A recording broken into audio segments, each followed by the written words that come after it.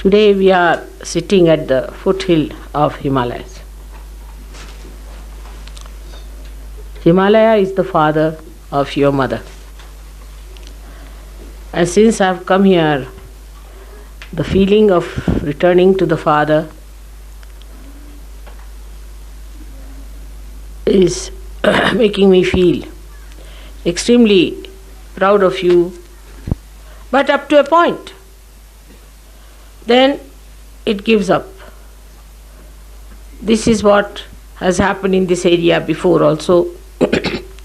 There were many kings who ruled these areas where there were people who worshipped the goddess and lived a righteous, innocent life, and those who tried to insult the mother perished forever and ever.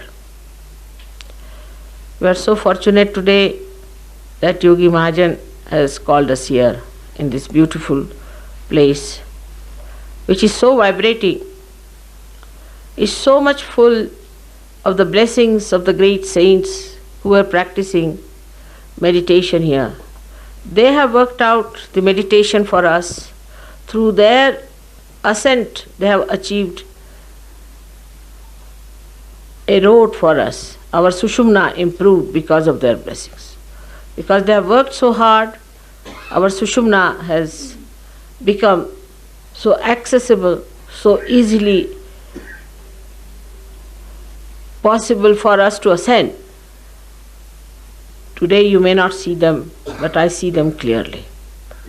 All my gratitude to them that they, in this atmosphere of purity, came but lived in these remote corners without any shelter, without any support, without any help, for days together.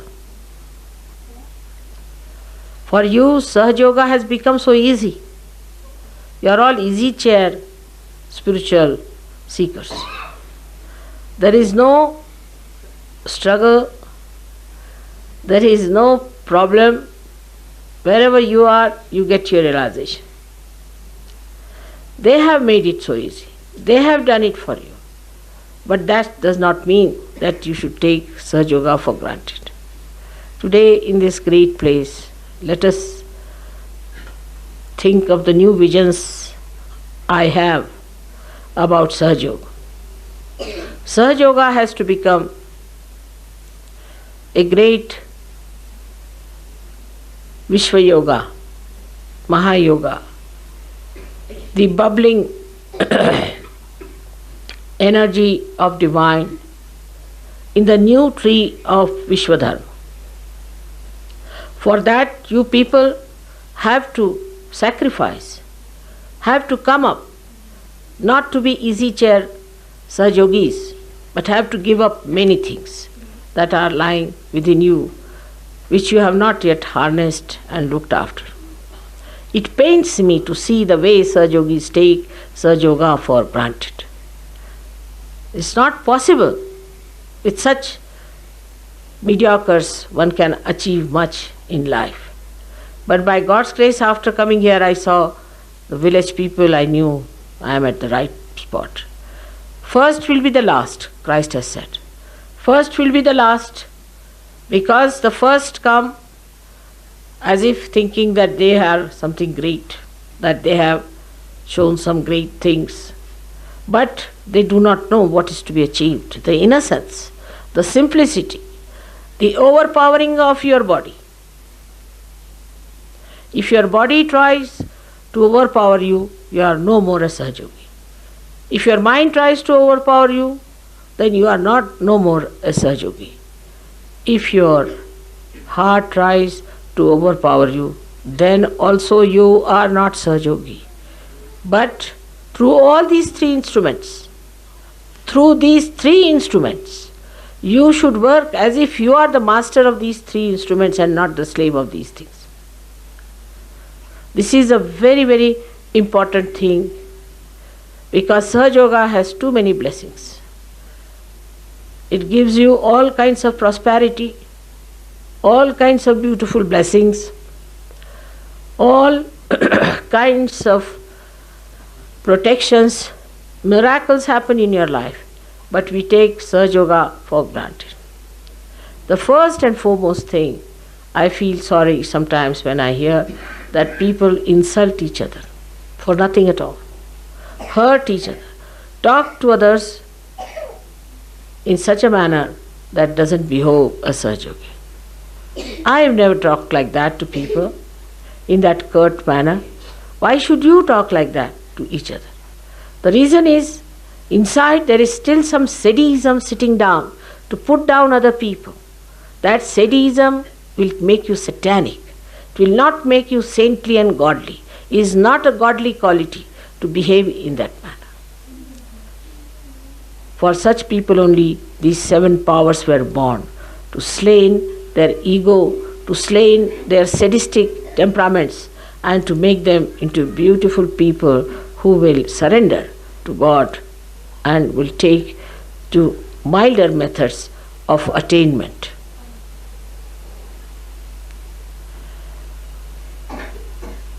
When I came here, I felt I should not go any more to the West. I've had enough of it.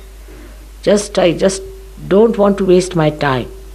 This place, if I live for a year, I'm sure the whole place will give me so many Sahaja Yogis that even if I struggle for 100 years abroad, I cannot get. But what to do? A mother has to think of all the children, if possible, try to save them as far as possible.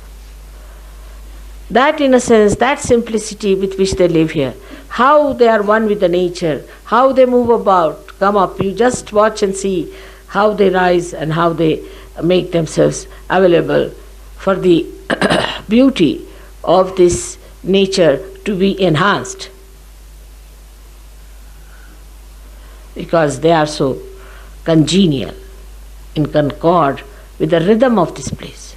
The whole place is so rhythmically singing the praise of God and the goddesses. I don't know if you are sensitive to it or not, but it is. It is so full of singing and chirping of birds. I see these great mountains who have witnessed the ascent of man. They have witnessed the great penance of these very great saints who lived here. They have witnessed all that man has fought to go towards God, how they sacrificed, how they went into dangers, lived with animals just to achieve this path for you people. We have to thank them and thank all those 7 deities who have created this atmosphere of complete security for these great saints. All these goddesses came on this earth to protect the saints. They deserve it. That's the duty of a goddess, to protect the ones who are striving, who are fighting the way for the seekers. But what is the need to waste time over useless people who have no other seeking but materialism? I do not know how many years it will take for me to convince the Western people about the greatness of the Spirit. I hope with our effort, some of them, very few of them, will be saved. I don't have much hopes of a larger number of people there.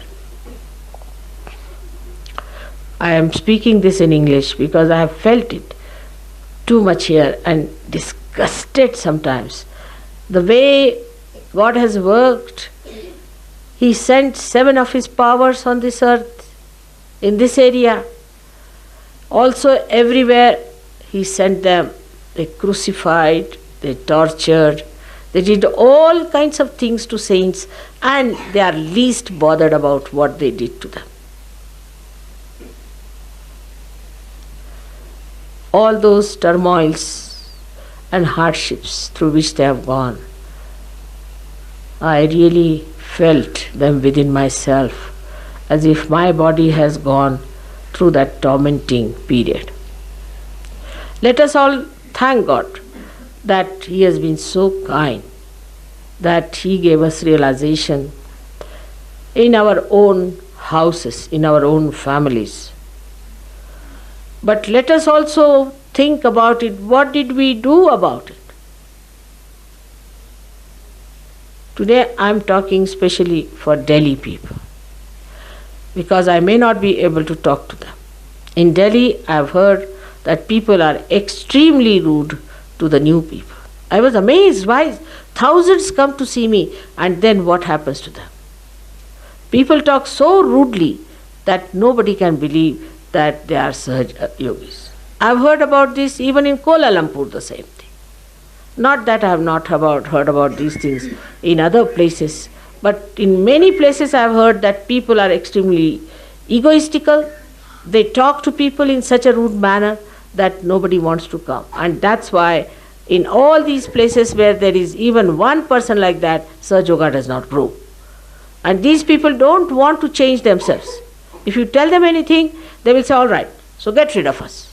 But why don't they say that we want to change? It is something shocking, the way people are. They have no compassion, no love, nothing. But they are thinking about using this position as a Sahaja Yogi to dominate others, to show off to others. And that's why people do not increase. It's only one thing that attracts people to me is my love and my compassion and my open-heartedness. Those who use strong words and talk strongly to others, thinking as if they are in charge of Sahaja Yoga, must know that if they try all these tricks, they will be suffering very badly. And that no amount of my compassion and love can protect them, because the same powers which come for protection are quite capable of destruction.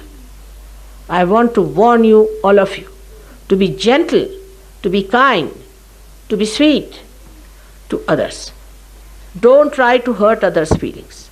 Don't try to be sadistic. Otherwise,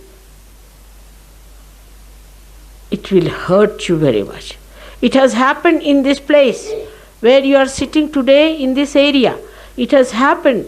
I can see all the past that took place. Those people who tried to be harsh and horrible suffered a lot. They had to become gentle.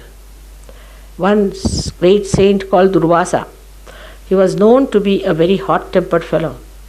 And he meditated, but he was so hot-tempered. He did not live in this area. He lived in the thick forest of Maharashtra. And there he was extremely hot-tempered, used to shout at people, because he thought he has got the realization and he has right to shout at everyone and to make a nuisance out of him. Once he went to the ashram of a Muni called Kashyap Muni, and he had a daughter called Shakuntala. Shakuntala had just married a king, and she was thinking about him. This Durvasa went and called for her. She forgot to answer his call. So he cursed her that the person about whom you are thinking will forget you and you will suffer because of that. He was so angry that she did not attend to him. Still she was in her own mood. And then when he came in, she could not look after him as he wanted to be looked after. This was Durvasa, and he made her suffer a lot. But later on he discovered that he was a man of tremendous temper, and that his feet are going into the hell. There is hell burning under his feet, and that heat made him feel terrible. So he ran towards Himalayas.